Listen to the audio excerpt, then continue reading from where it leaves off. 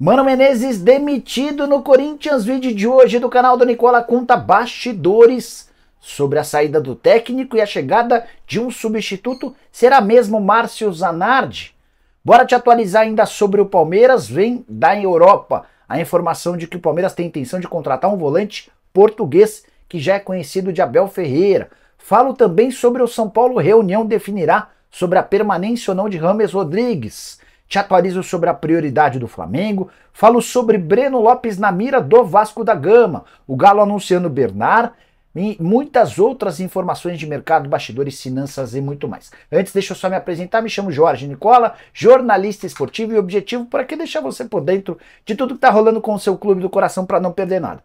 Aperta o botão vermelho de inscreva-se, ative todas as notificações e deixe seu like para que esse vídeo chegue para mais pessoas. Combinado? Bora começar o vídeo com aquele tradicional giro de notícias e a primeira informação é sobre o Santos. Se as coisas vão muito bem dentro de campo, liderança na classificação geral do Paulistão com 12 pontos em 15 possíveis, mesma pontuação das últimas 3 edições do campeonato. Mesmo com apenas 5 rodadas, hoje surgiu uma notícia ruim.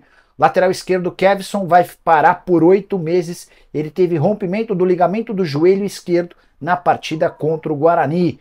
Bora falar também sobre o Fluminense, que acertou a renovação do contrato de Martinelli. O novo vínculo só acaba em dezembro de 2026. Já Luiz Henrique, novo reforço do Botafogo, desembarcou nesse domingo, como eu já havia contado para vocês, e quer estrear com a camisa do Botafogo contra o Flamengo em jogo marcado para essa quarta-feira, válido pelo Campeonato Carioca. Para completar, Morelli está muito perto de virar reforço do Grêmio. Faltam apenas as questões burocráticas de realização de exame médico e assinatura do contrato. Atleta que pertence ao Maringá e disputou o Campeonato Brasileiro do ano passado pelo Goiás. A saideira do giro de notícias, João Pedro tem contrato com o Cruzeiro somente até dezembro. Eu me refiro ao autor do segundo gol na vitória do Cruzeiro contra o Atlético na Arena MRV, clássico disputado durante o fim de semana. O menino que fez um bonito gol precisa urgentemente dessa renovação de contrato sob o risco de o Cruzeiro perdê-lo de graça na metade do ano. Hora de falar sobre o Flamengo e as prioridades rubro-negras. A máxima prioridade hoje é acertar com o Léo Ortiz. Ainda faltam pequenos detalhes para que esse negócio com o Red Bull Bragantino seja finalizado, mas tudo indica que mais dia menos dia o Ortiz será contratado. Zagueiro que pintará como o reforço mais caro do setor em toda a história rubro-negra. Já outra prioridade é ponta direita. O Flamengo entende que hoje no elenco só o Luiz Araújo tem a característica que o Tite busca. Todos os outros jogadores de ponta atuam pelo lado esquerdo, me refiro, por exemplo, ao Cebolinha e ao Bruno Henrique. Nicola, mas e o Gabigol? O Gabigol jogava de ponta direita, mas tem sido mais utilizado como centroavante e disputa a posição com o Pedro. O Everton Ribeiro, que fazia a função do meio atacante pelo lado direito, foi negociado, como todos sabem, diante desse cenário. O Flamengo quer um jogador para atuar na ponta direita, o Luiz Henrique poderia ser esse jogador, mas o Botafogo levou ao melhor depois de oferecer 16 milhões de euros fixos, mais 4 milhões de euros em bônus. Estou de olho nas negociações envolvendo o Flamengo para contar para vocês, beleza? Bora falar agora sobre o Vasco da Gama com uma notícia boa e outra péssima. Quero começar com a péssima, mais um caso de rompimento de ligamento cruzado e 8 meses de ausência. Na semana passada, o Paulinho, volante talvez o principal jogador de características mais defensivas do setor do meio campo, havia sido lesionado. Agora foi a vez de Jair, outro cara muito talentoso, se machucou no confronto contra o Flamengo. Mais 8 meses fora, o anúncio aconteceu nessa segunda-feira. Agora a 777 vai precisar rever seus conceitos e abrir o caixa para a contratação de um atleta. Se só a ausência do Paulinho não justificaria a chegada de um novo jogador para a função, o pessoal do Vasco entendia que sim, a 777 entendia que não. Agora com 2 atletas a menos, há sim a necessidade de contratação. Vasco que tem para a função de volante Zé Gabriel, Matheus Carvalho, Galdames e Esforça, os 2 últimos recém-contratados. Já Verratti, com um problema na coluna, merece atenção especial. Até por isso o Vasco reforça a busca por um atacante que possa fazer a função de centroavante. E o nome do momento é Breno Lopes, jogador que pertence ao Palmeiras. Não tem muito moral com o torcedor, mas é muito querido pelo Abel Ferreira. Já fez inclusive gol de título de Libertadores da América. O Vasco já abriu negociações com o Breno e também com o Palmeiras. Vai torcer para que o Palmeiras tope fazer negócio. Não tem sido fácil tirar jogadores do elenco alviverde, até porque o Abel Ferreira dá muito valor aos poucos e bons atletas que fazem parte do seu grupo. Acho difícil que o negócio aconteça caso avance. O Breno pode ser utilizado na função do Verratti e também como atacante de lado de campo. Essas são as características que o fizeram ser um jogador bem avaliado em São Januário. Bora mudar de assunto e falar sobre o Atlético Mineiro, que anunciou nessa segunda-feira a chegada de forma oficial de Bernard, algo que eu já vinha contado para vocês na semana passada. O pré-contrato está assinado, a partir de julho ele se torna reforço atleticano. Bernard, que tem 31 anos de idade, atua no Panathinaikos, seu contrato por lá se encerra em junho. O pré-contrato foi assinado na semana passada. Na segunda-feira da semana passada, o Panathinaikos já havia sido avisado pelo Atlético sobre o acordo entre as partes, tudo para fazer da maneira mais transparente possível.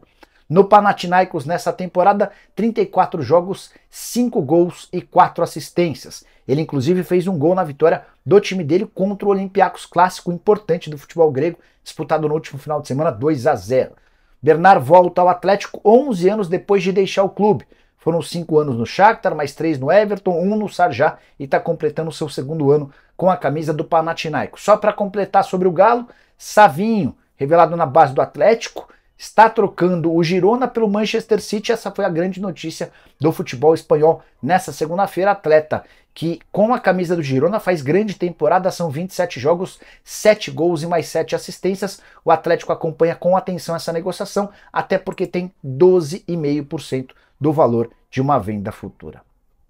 Agora bora falar a respeito do São Paulo, mais especificamente de James Rodrigues. São Paulo promete para essa semana uma reunião importante com o James. A ideia era fazer essa reunião durante o período de férias. Como o James viajou, o empresário dele também, o tricolor não teve espaço para se comunicar com o jogador.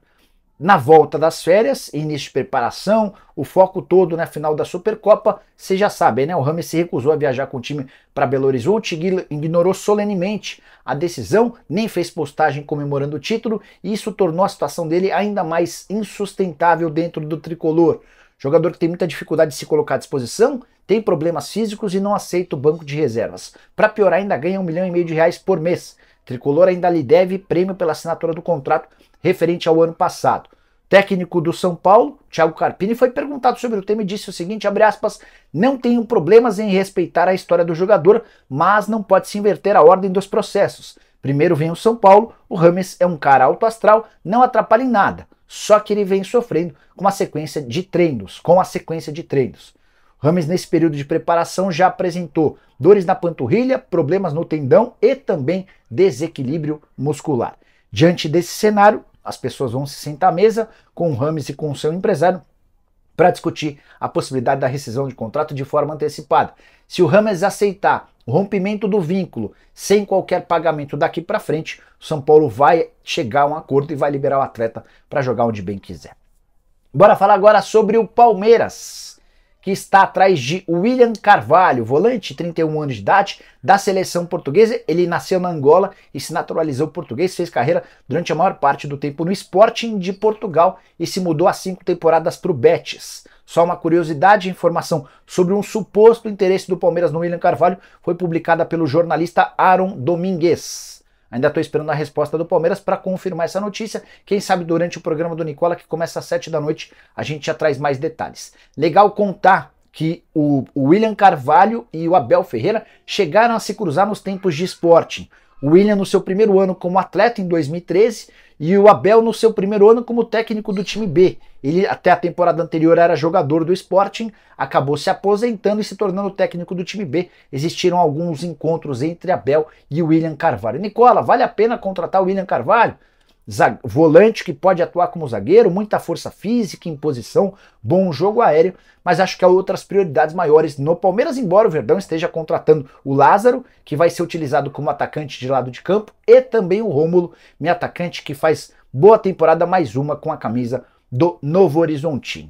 Guardei para o final a principal bomba da segunda-feira. Mano Menezes não é mais técnico do Corinthians, ele foi demitido. E o próprio Mano fez questão de enfatizar que não houve acordo, e sim uma decisão de demissão por parte da diretoria. Em sua postagem nas redes sociais, o Mano deixa explícito que ele foi dispensado pelo Timão. O contrato só acabava em dezembro de 2025 e o que chama atenção é que 24 horas antes, depois da derrota por 3-1 para o Novo Horizontino em casa, o presidente Augusto Melo veio a público para assegurar que não havia a menor chance de o Mano Menezes ser demitido. Agora, o Mano vai aguardar pelo pagamento da multa rescisória. Cada um fala um valor. O Duílio fala que o Corinthians deve algo na casa dos 9 milhões de reais. Já o pessoal da atual diretoria fala ou falava em multa de 20 milhões de reais. Ainda estou tentando levantar o valor certinho para contar para vocês.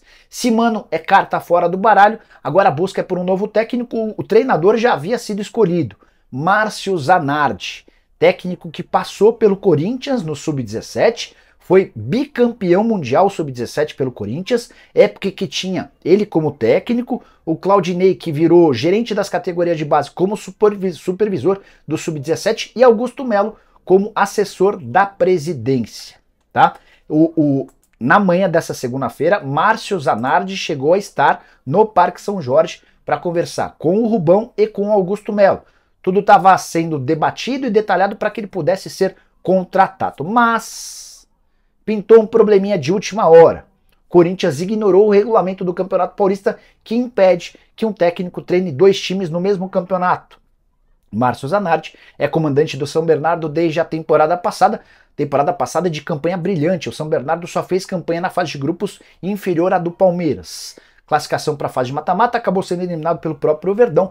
Nessa temporada, o São Bernardo acaba, por exemplo, de vencer o Corinthians por 1-0, mesmo jogando a maior parte da partida com 1 a menos. Diante dessa, entre aspas, surpresa do regulamento, ninguém sabe ao certo se Zanardi será de fato efetivado, porque caso o contrate, o Corinthians vai precisar colocar um outro treinador para assinar a súmula e para ser o técnico de fato. O Zanardi não vai poder ser mais do que, entre aspas, um auxiliar técnico, enfim, coisas que serão debatidas nas próximas horas. A relação do Augusto com o Zanardi é de extrema confiança.